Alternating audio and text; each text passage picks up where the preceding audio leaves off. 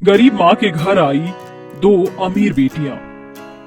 कुंती अपने 8 साल की दो बेटी जिया और प्रिया के साथ रहती थी। कुंती के पति आनंद की मृत्यु एक सड़क दुर्घटना में हो गई थी, जिसके चलते अब कुंती को ही अपनी दोनों बेटियों को पालना होता है। जिया, प्रिया, आज तुम दोनों बड़ी जल्दी आ गई स्कूल से। आधी छुट्टी थी क्या आज तुम दोनों की? नहीं माँ, हमें स्कूल से निकाल दिया है। लेकिन क्यों बेटा, तुम्हें स्कूल से क्यों निकाल दिया? तुम दोनों ने कुछ किया है क्या? आपने 2 महीने से हमारी स्कूल की फीस नहीं भरी है। तो पिताजी थे तो हमेशा हमारी फीस समय से दिया करते थे, लेकिन पिताजी के जाने के बाद तो सब कुछ बदल गया। बच्चों, तुम दोनों फिक्र मत करो। अगले हफ्ते मेरी तनख्वाह आते ही मैं सबसे पहले तुम दोनों की स्कूल की फीस दूंगी।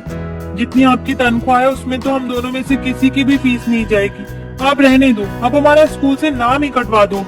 इतना कहकर जिया और प्रिया गुस्से में अपना स्कूल बैग फेंक कर वहाँ से चली जाती। अपनी दोनों बेटियों की ऐसी बात सुनकर कुंती की आंखों में आंसू आ जाते हैं। भगवान, ये तो मुझे कैसे दिन दिखा रहा है। लगता है अब मुझे ज्यादा काम करना होगा। इतनी कम तनख्वाह में तो मैं अपना और अपनी बेटियों का गुजारा नहीं चला सकती। कुंती अपने गांव में ईंट भट्टी में ईंट बनाने का काम करती है और साथ ही साथ गांव के घरों में झाड़ू पोछे का काम करती है। अपनी माँ को इतनी मेहनत करता देख भी जिया और प्रिया को कोई फर्क नहीं पड़ता और वो हमेशा अपनी माँ से बुरा ही व्यवहार करती है। लेकिन कुंती के दिल में अपनी दोनों बेटियों के लिए कभी प्यार नहीं खत्म होता।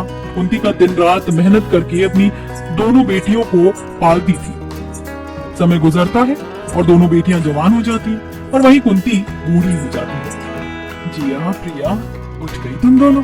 चलो अच्छा है, आज मैंने तुम दोनों का मनपसंद नाश्ता बनाया है, गर्मा गर्म आलू के पराठे।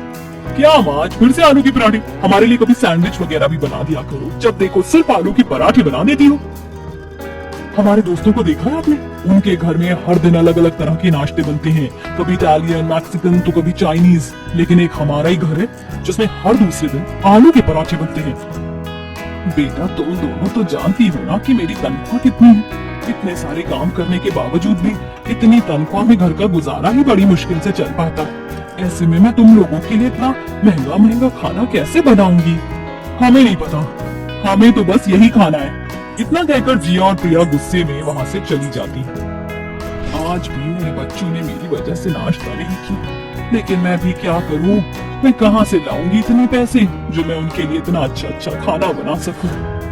कुंती से अपनी दोनों बेटियों को भूखा नहीं देखा जाता, इसलिए कुंती अपने पति की दी हुई आखिरी निशानी सोने की अंगूठी को ही ले जाकर सुनार की दुकान पर गिरवी रख के उससे मिलने वाले पैसों से अपनी दोनों बेटियों के लिए उनकी मनपसंद का नाश्ता बनाती है और उन्हें दे देती है। जिया, प्रिया, देखो मैं तुम दोनों के मनपसंद का नाश्ता लेकर आई हूँ। हाँ, तो इसमें खुश होने वाली कौन सी बात है? रख दो यहाँ पर, खा लेंगे हम। कुंती नाश्ता रखकर वहाँ से चली जाती है। अपनी बेटी की ऐसी बातें सुन कुंती बहुत दुखी होती है, लेकिन वो अपनी बेटियों से कुछ नहीं कहती।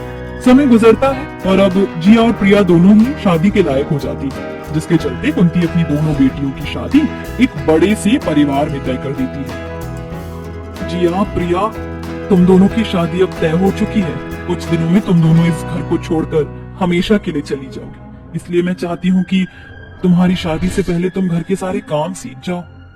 जिंदगी में आपने सिर्फ एक अच्छा काम किया, हम दोनों बहनों का रिश्ता इतने बड़े घर में करवाकर। लेकिन आप अब बेवकूफी की बातें क्यों कर रही हो?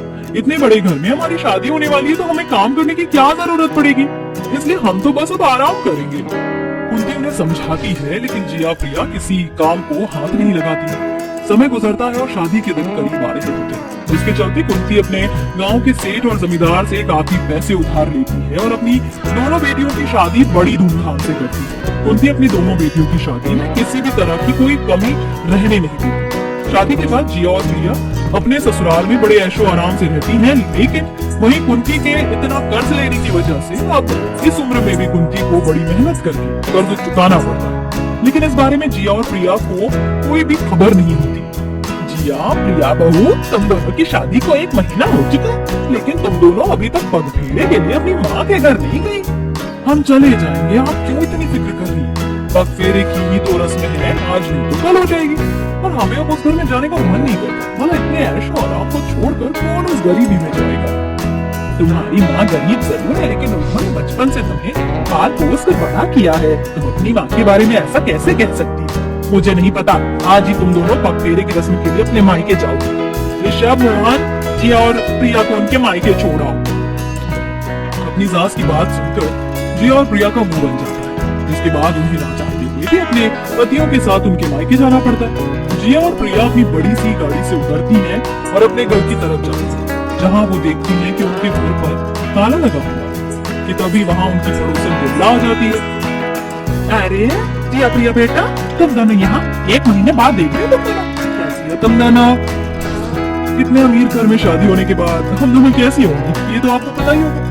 वहाँ हमें किसी भी चीज की कमी नहीं है, हमारे आगे पीछे 100 नौकर घूमते हैं। ये तो बड़ी अच्छी बात है कि तुम दोनों को सारे ऐशो आराम मिल रहे हैं। भगवान करे तुम दोनों की जिंदगी में खुशियां रहें। लेकिन बाकी माँ का तो ताला लगा हुआ है। तुम्हारी माँ तो गांव की प्लास्टिक की फैक्ट्री में तार छीलने का काम करती है। बेचारी सुबह 7 बजे जाती है और रात को 10-11 बजे तक घर आती है। ना जाने पूरा दिन कुछ खाती भी है या नहीं। जब से तुम्हारी शादी हुई है तब से तुम्हारी माँ शायद ही कोई दिन होगा जिस दिन उसने घर में रहकर आराम किया होगा। लेकिन क्यों ताई, माँ ये सब क्यों कर रही है? तुम्हारी माँ तुम्हारी शादी बड़ी धूमधाम से करना चाहती, लेकिन बेचारी के पास इतने पैसे नहीं थे, इसलिए उसने गांव के सेठ और जमींदार से बहुत सारे पैसे उधार लिए थे। अब उन पैसों को चुकाने के लिए उसे ये सब काम करना पड़ रहा है। विमला की बात सुनकर प्रिया और जिया को बहुत हैरानी होती है। उसके बाद दोनों बहनें जल्दी से अपने गांव की प्लास्टिक की फैक्ट्री में जाती है। वो देखती हैं कि उनकी माँ प्लास्टिक की ट्यूब से तार खींच रही है, जिसके चलते उसकी माँ के हाथों में बहुत सारे छाले पड़ रहे हैं। इस दर्द में भी कुंती काम कर रही है। ये सब देखकर प्रिया और जिया की आंखों